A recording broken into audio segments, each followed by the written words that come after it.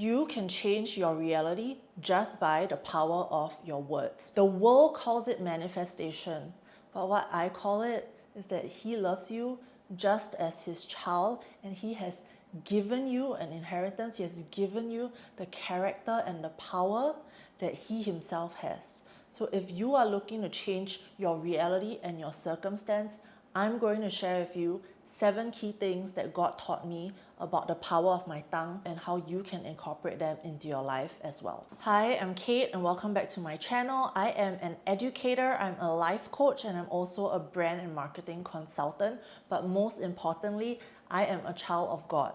God saved me from the deepest, darkest times in my life, and He plays such a huge role in my life that I really just want to share it with the world. If you have not yet watched my Walk with God video, I'm going to link it up in one of the title cards and you can go catch it. You are in full control of your life, and your words are the first thing that can shift your mindset, shift your reality. I actually hold on to a lot, or if not most, of the words that people speak to me and that people say about me. Even if they are not my closest friends, even if it's a stranger, anything that anyone says about me, like since I was a little kid, it has always kind of like taken root in my heart, and it has taken a lot of work and time to actually remove and pull out those roots from my heart and change even the perspective and the mindset that I have towards myself. I know that it's really hard to pull out those roots because sometimes you might not even know that something has actually landed in there and grown in there, and it takes a lot of deep work to work on that. But on the flip side, about 4 years ago, I was someone who really did not mince my words. I would always say that, oh, this is my version of love. I am a tough love kind of person, and I'm just telling you the truth for your own good. I did not control my tongue. I would talk about other people. I would complain about them. I was very self-righteous. I would think like I'm always right, and I had no control over my tongue. I would just blabber whatever I felt to be the truth. And looking back on that, I can see how my words actually shaped my reality, and my words had such power over my situation, over my mindset and my perspective of life. For many years, I was really stuck in like a negative cycle, and I could never step out of it. I was unable to reflect on my own actions. I was unable to reflect on my words, and I failed to see how powerful my words really were. Only in the last 3 to 4 years has God really just dropped revelation after revelation after revelation and all His wisdom onto me about the power of my tongue. On this video, I really want to share with you the 7 revelations that God has given me throughout the last 3 to 4 years about the power of your words, the power of your tongue, and how you can use just your mouth, your beautiful mouth, and what you speak, and how you can control that to shape your reality and to shape your future. And the first one is, know that there is power in your words. Know that every single word that comes out of your mouth has an impact and has power. And when that truth lands in you, you will then pay deeper attention to the words that come out of your mouth and what you actually say. Proverbs 18:20-21. From the fruit of a man's mouth, his stomach is satisfied. He is satisfied by the yield of his lips. Life and death are in the power of the tongue, and those who love it will eat its fruits. It's not about fruits that you're harvesting, but it's about the outcome. Like the good outcome in your life is usually called the fruit, and you are satisfied by what the outcome is of your lips. It's not even your work or your hands, but it's your lips. So what you say actually has the power to dictate the outcome, whether positive or negative in your life. What you say actually has an impact on how fulfilled and satisfied you are in your life. And this next line, death and life lie in the power of your tongue, which is why we are encouraged to pray, which is why we are encouraged to use our words to edify, because whatever you speak comes to fruition. And the second verse is from James 3:10. From the same mouth come blessing and cursing. And so if you realize the power of your words, you realize that you are fully at choice. You get to choose the words that comes out of your mouth. You get to choose whether you're going to say something negative or whether you're going to say something positive. Have you had that moment when you say, in a fit of anger, you say something nasty and you just wish that you could take it back? There is no take backs with anything that you put out there. Whether you leave a nasty comment or you speak something out of the anger of your stomach, you can't take it back. I've realized that there are things, mean things that I've said that have landed on people's heart. And once you break someone's heart and once those words land, even if they don't admit it, even if they don't know it subconsciously, it has already landed in their hearts and has impacted them in a different way. Imagine if you were to speak something positive instead, if you were to encourage someone, how life-giving that would be. So number one is realize that there is power in your words and there is power in your tongue. As long as that becomes the living foundation truth for you, you will then change your actions, you will then change your words and what you speak and start shifting your reality. The second revelation that I was given is a build-up of the first one, and that is that your words can change your circumstance. Proverbs 21:23.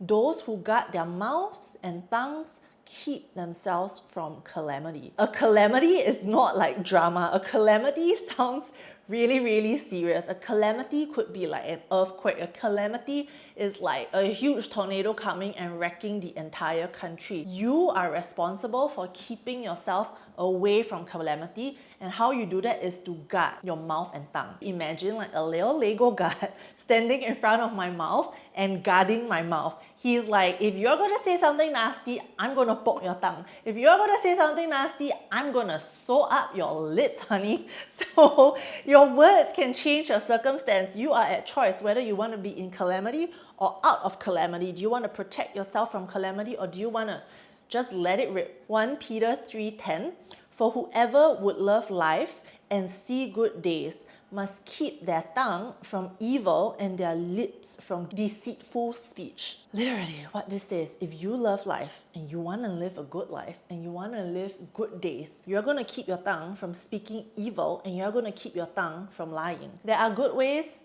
to phrase the truth, there are loving ways to phrase the truth, but there is no excuse for lying. There's also no excuse to say something evil about someone, like cursing them and be like, I hope they fail. So if you want to live a good life, if you want to live good days ahead, the power all lies in your mouth and the words that you put out there. What you speak now will affect your future. And the last verse is actually Proverbs 12:13-14. An evil man is ensnared by the transgression of his lips. You set traps for yourself when you speak evil, but the righteous escape from trouble. From the fruit of his mouth, a man is satisfied with good, and the work of a man's hand comes back to him. So you escape from trouble when you control your lips, when you do not sin or speak evil from your lips. And again, your mouth provides fruit. Are you going to harvest ripe, juicy pears, persimmons, apples, strawberries, blueberries, or other fruits that come out of your mouth going to be rotten and sour and moldy? You get to decide. You are at full control, and so your words can change your circumstance. The third one, which again builds on the first two foundations, is that your words show your true self. Your words present who you are to the world. Proverbs 17:27-8. Whoever restrains his word has knowledge, and he who has a cool spirit is a man of understanding. Even a fool who keeps silent is considered wise. When he closes his lips, he is deemed intelligent. You know how in some videos, they actually tell you, like, if you have nothing to say, keep quiet and just listen and you will seem smarter than you actually are. Like, there are some people who would just go on and they end up embarrassing themselves. I have done that many a times because when I'm anxious, I used to just go on. But now I can see the power in being silent, and it's absolutely fine to stand there and listen and to be silent. And one of the key things that I've really learned is that especially when emotions are rising up in you, it is very hard to keep your lips shut. But it is a habit and a muscle that you can build. Just like how going to the gym and doing reps, you build up that particular muscle, learning to keep your lips pursed is also a muscle you can build. And Jesus, may I please build thicker lips each time I keep my lips shut. The line that really landed with me is that even a fool who keeps silent is considered wise. And so the next time you've got emotions or anger bubbling up, instead of just shooting it out like daggers, I would encourage you to just keep your mouth shut and think it through. Let the emotions land. If you need to call a timeout, call a timeout. You don't have to be the person shooting the bullets. You don't have to be the person saying the spiteful words. Proverbs 11:13. Whoever goes about slandering reveals secrets, but he who is trustworthy in spirit keeps a thing covered.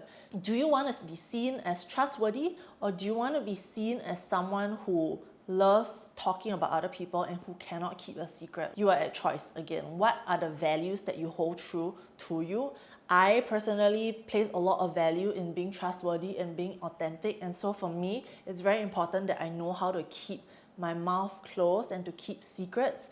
And I always tell my mom this, 如果没好话说就别说. If you have nothing nice to say, don't say it. I mean, I'm not perfect. There are days when I'm having a hard day and I complain and I say something negative and I instantly regret it. I've realized that if I continue complaining, I actually get stuck in my own bubble wrap of negativity. So imagine words coming out of my mouth and they're just wrapping around my head. Do you want to be wrapped in good stuff or bad stuff? You can be wrapped in candy floss, or do you want to be wrapped in bubble wrap that's going to suffocate you? And the fourth revelation is your words impact your body and your being. So what are you?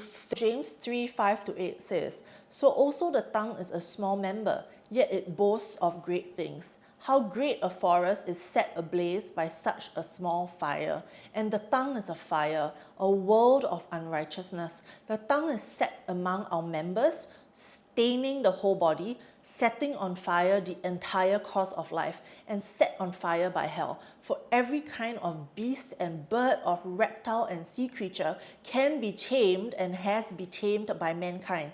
But no human being can tame the tongue. It is a restless evil, full of deadly poison. Our tongue is actually a deadly sinner. This is the deadliest of deadly. Your words can actually be a dagger that just cuts deep into someone's heart and just hurt them so deeply. I think it took me probably my entire adult life to get through the bullying in school, my entire adult life, and I'm still going, to get through hurtful words that my relatives have said of me, my entire adult life, and still going, to get through the gaslighting that I have been through. I used to cook a lot in university, and I would invite my classmates and my best friends over and I would cook for them, and I love cooking. But after being with my ex for 11 years, I actually believed that I was a really shitty cook. Like, he would tell me that I didn't know what I was doing. I was really bad at cooking. I didn't know how to cook a steak. He was always in charge in the kitchen and he would put me down in front of other people. My best friend told me that she really hated it, and she saw me go from this expansive being into this tiny woman who didn't believe in herself, who didn't think that she could cook well. And that really is all about the power of words. You can shrink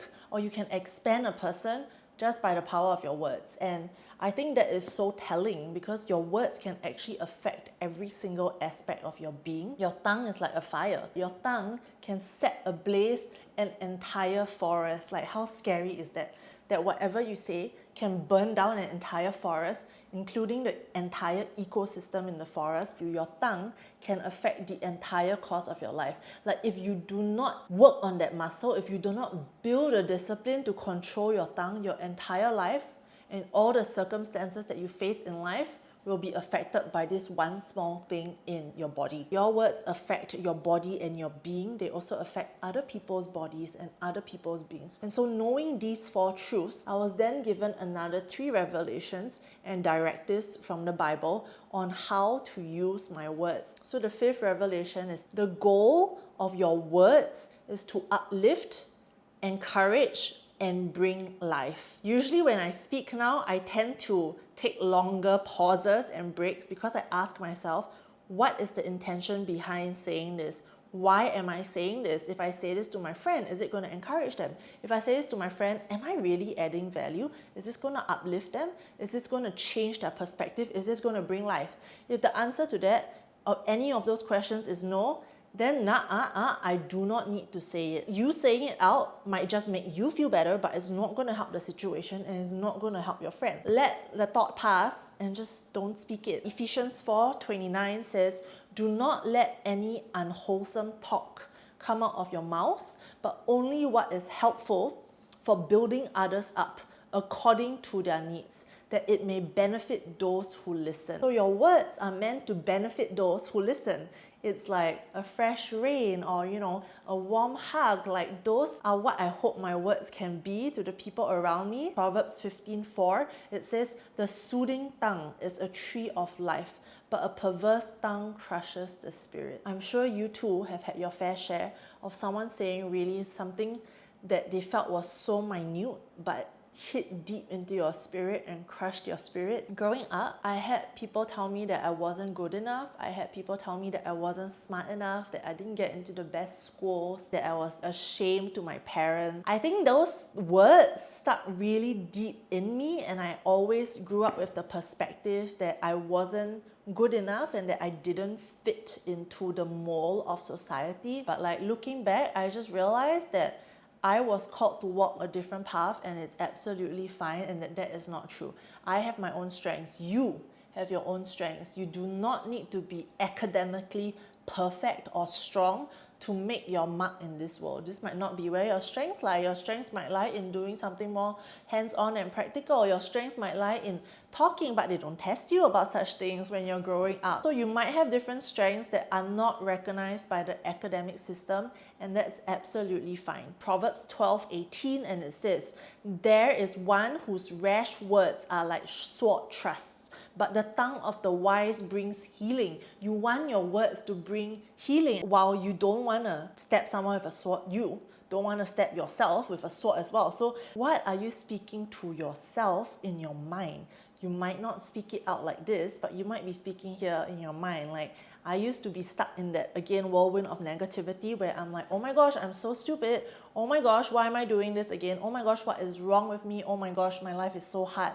Like all these words, even in my thoughts, I am speaking them to myself in my head. And that is a huge no-no. I am stabbing myself. So if you're doing the same thing, stop it. You don't deserve it. You deserve way better. You deserve a cup of hot cocoa. You deserve a warm blanket. You deserve flowers.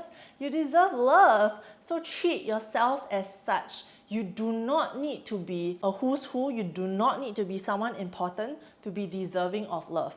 You, as you are fully deserving of love. So speak to yourself like you believe it. And the last verse for this is Isaiah 54.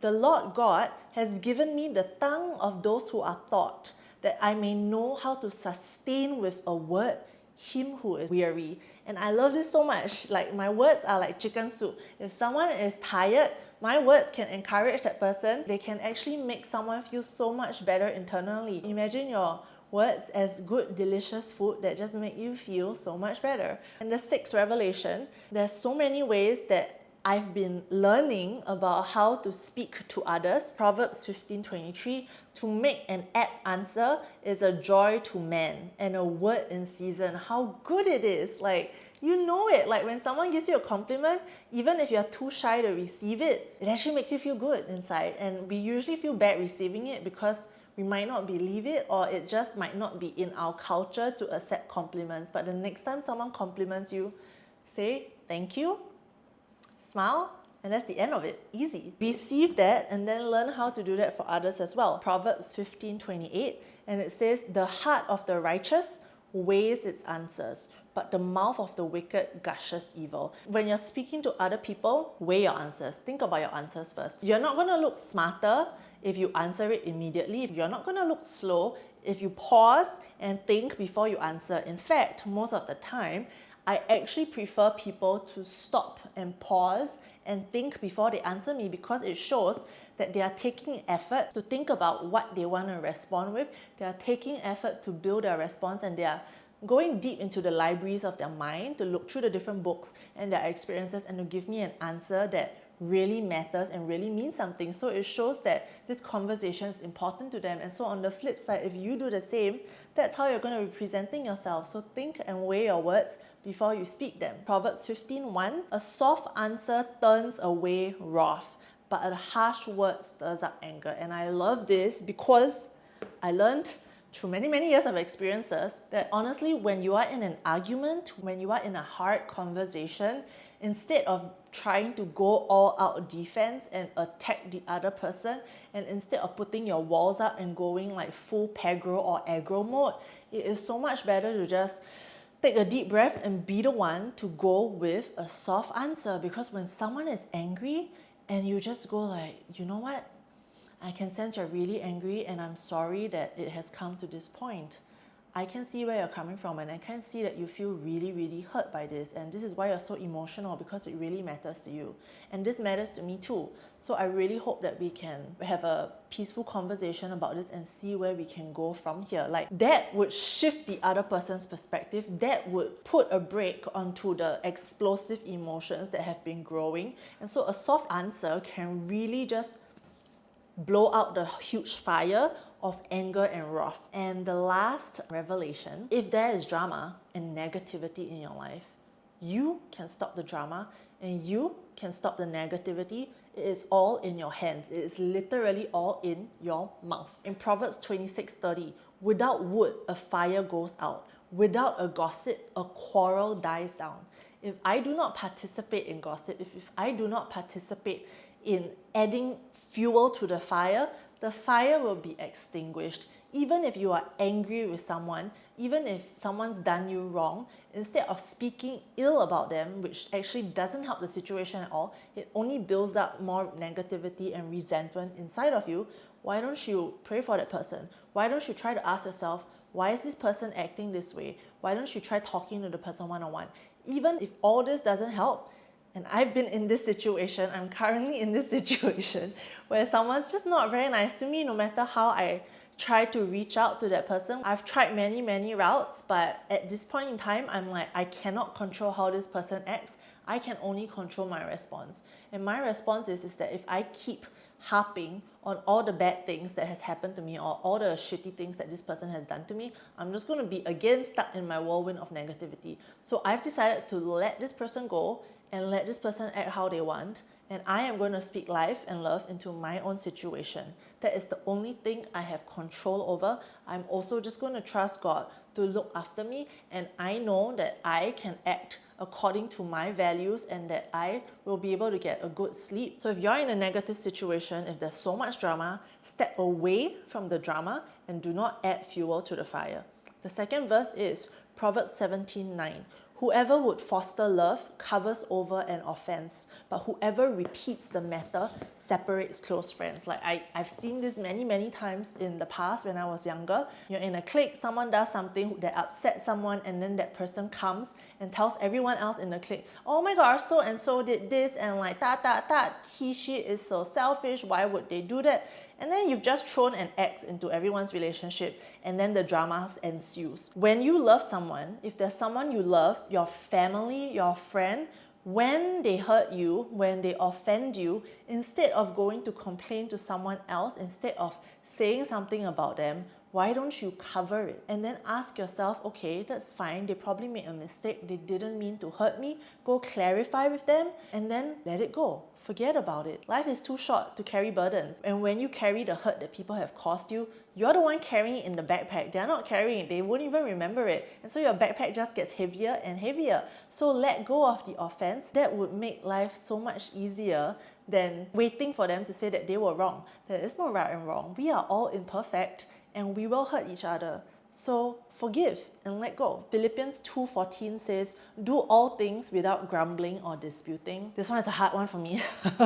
I don't usually complain, but in the recent weeks, I've been going through a pretty rough patch. I've been really upset with how I've been treated. I felt super down, and I was just going to like different friend groups and complaining to them and be like, oh my gosh, I'm so sick of it, like this person's so mean to me, I just don't understand why, like I've been standing up for this person and yet this is the way they're treating me, and I'm like da da da da da, and then this I get stuck in my negative whirlwind again and I hate it. And so it really just only hit me recently that I've got to stop grumbling, and that whatever you talk about, whatever you grumble about, it becomes what you're focused on, it becomes what you're obsessed with. And so if you're focused on something negative, guess what? Every single day you're going to feel super, super negative. So why don't we just let that go and talk only about good things and focus only about good things? Why focus on someone else to whom you have no control over when you can focus on yourself instead? And the last verse on this is Romans 12:14. Bless those who persecute you, bless and do not curse them. Especially when people have really wronged you, and especially when people have really hurt you. How can you actually bless someone after all that? It takes a lot of refining and discipline. And I have had days where I just sit there and I'm like, God, I cannot bless this person. God, I am so hurt. I hope they have a bad life. But like, no, it is all for your own good. It is an internal refinement that you learn to let it go, and that you learn to love on people despite their flaws. I'm not saying to self-sacrifice and to give up your own needs and to give up your own well-being for someone else. You can bless someone and not curse them, but still not be their friend or still not be in their life, and that's totally fine. It's just more of how do you love someone and like wish them peace without holding grudges or negativity. Those were the 7 revelations that God gave me about the power of my tongue. What's one thing you can incorporate in your life today? Or maybe ask yourself, what are you filling and feeding your reality with? What have you been speaking to yourself in your head? And what do you want to change? Leave me a note down in the comments if you've already thought of something you want to change in your life and how you're going to incorporate that.